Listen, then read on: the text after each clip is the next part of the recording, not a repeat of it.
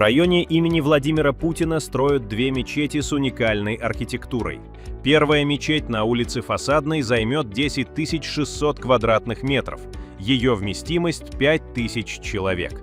Главные особенности – 6 минаретов по 53,6 метра и центральный купол диаметром 59,4 метра.